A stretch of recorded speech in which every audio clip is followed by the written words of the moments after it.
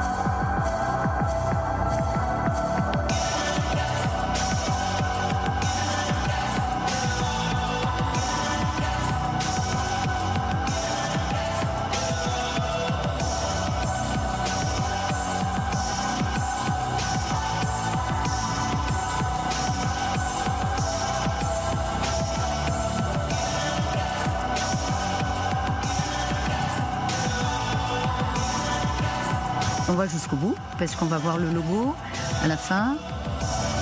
C'est estampillé. C'est estampillé CIA. Voilà, vous voyez le beau logo, colonel Goya. Alors, ce serait la CIA qui aurait mis sur les réseaux sociaux de façon très accessible, sur Telegram.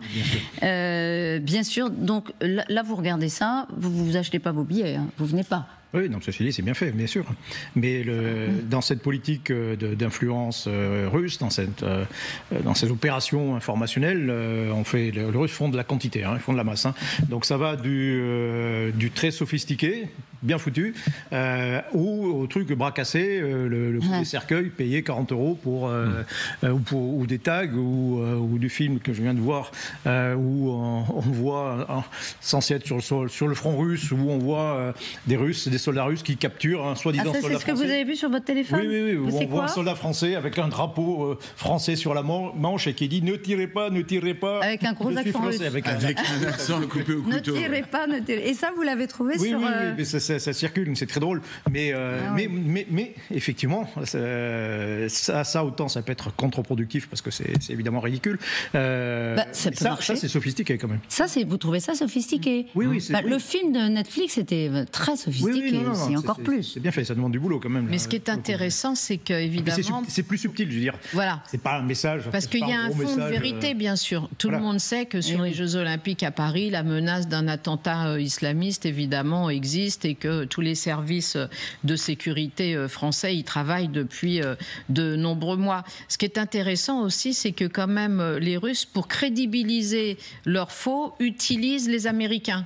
C'est-à-dire qu'ils ne disent pas c'est le FSB qui a fait une enquête et qui détermine qu'il y a un risque d'attentat à Paris durant les Jeux Olympiques. Ils disent c'est la CIA. Parce que la CIA... Mais c'est parce que c'est destiné à nous. Exactement. Que nous, le FSB... Mais c'est quand même assez savoureux de voir que les Russes utilisent la CIA pour essayer de crédibiliser leurs fausses informations.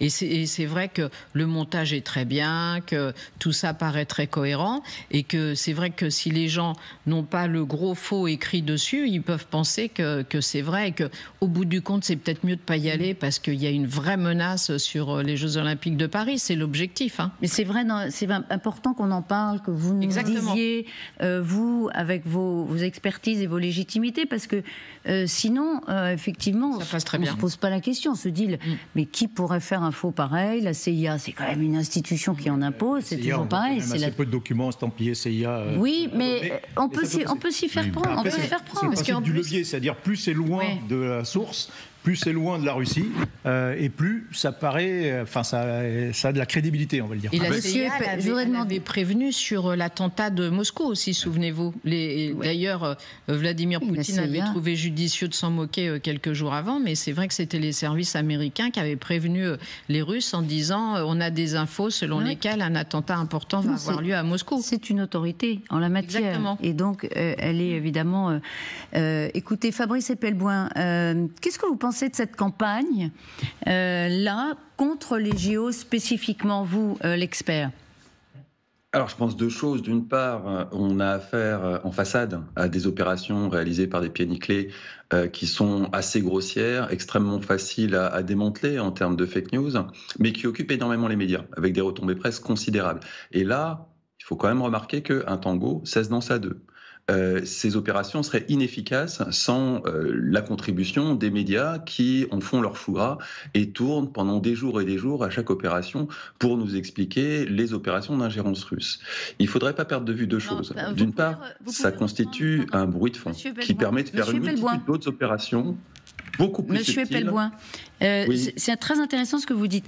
Le tango, vous dites que de parler, de démonter, d'expliquer en quoi ce sont des opérations de propagande, eh bien dans le fond, produit le contraire de l'objectif. Totalement. Absolument. Il faudrait ne pas en parler du tout, en fait. Imaginons le scénario suivant. On dépose 5 cercueils remplis de plâtre devant la Tour Eiffel, on amène un camion poubelle de la ville de Paris, on évacue tout ça dans la plus grande discrétion. Ce serait un échec total pour les services russes. Un échec absolu. C'est compliqué à imaginer, la complicité des médias et tout, mais c'est tout à fait envisageable. Et imaginons qu'un pays étranger fasse la même chose en Russie, c'est probablement ainsi que ça serait géré. Donc tout ça constitue un énorme bruit de fond dans lequel on peut très discrètement mettre en place des opérations beaucoup plus subtiles et certainement infiniment plus efficaces, mais qui, elles, passeront totalement inaperçues. Et puis, ça dissimule une autre chose, c'est qu'il faut se souvenir que la barrière à l'entrée pour faire ce type d'opération d'ingérence, c'est l'Azerbaïdjan. Donc il y a au bas mot une demi-douzaine, si ce n'est une douzaine de pays qui sont en ce moment à l'œuvre avec des opérations d'ingérence sur le sol français, dans les réseaux sociaux et ailleurs, et qui, elles, bénéficient d'une couverture russe, pour ainsi dire, parce que l'attention est totalement focalisée par les Russes, et les Russes sont très loin d'être ni les premiers, ni les meilleurs dans ce type d'opération. C'est intéressant parce que alors, votre démonstration sur les cercueils, après tout, effectivement, elle est assez convaincante. Sur ce qui circule sur les réseaux sociaux, bon, ça c'est d'autres choses. Ben oui, mais c'est de cela dont on parlait en particulier. Sur les films, les faux films, les faux clips, etc. Je pense que le rôle, quand même, consistant à démonter la réalité, peut quand même avoir des effets et plutôt bénéfiques. Pas vraiment, parce que le seul dispositif actuellement qui est en mesure de démonter cette réalité, c'est celui que Twitter X a mis en place, qui consiste à avoir des notes contributives de la communauté pour faire du debunking. Le reste du debunking est réalisé par des médias qui, auprès de ceux auxquels s'adresse cette propagande, n'ont plus la moindre crédibilité. Oui, donc, alors Twitter, c'est pareil. Hein. Twitter, c'est pareil. Les faux, je vois très bien ce que vous dites, c'est très intéressant. Mais ceux qui lisent se disent, ça c'est une manip qui vient aussi d'ailleurs. Je ne pense pas qu'on crédite davantage les notes sur X que ce qu'on fait. Tout le monde, celui qui ne veut pas y croire n'y croit pas. Non, les notes sur X sont infiniment plus crédibles parce qu'elles partent on peut le mesurer, c'est intéressant. De la communauté. Et donc, on est sur une multitude de points de vue, et qui plus est d'un point de vue algorithmique, ces notes sont prévues pour être rendues visibles et être affirmées comme étant la vérité révélée, donc le debunking officiel, à partir du moment où des gens qui sont habituellement dans des positions politiques totalement antagonistes tombent d'accord sur une note. Donc, il y a un mécanisme de consensus. On ne pourrait pas appeler ça de démocratie, mais une forme de consensus entre des avis divergents qui est nécessaire pour faire émerger cette note, qui n'existe pas dans les salles de rédaction qui sont en charge du debunking, qui, elles, sont beaucoup plus monochromes d'un point de vue idéologique. Donc le mécanisme Twitter est beaucoup plus efficace que le mécanisme mis en place par les médias depuis maintenant une dizaine d'années. Ce serait intéressant d'avoir... Il monte en puissance.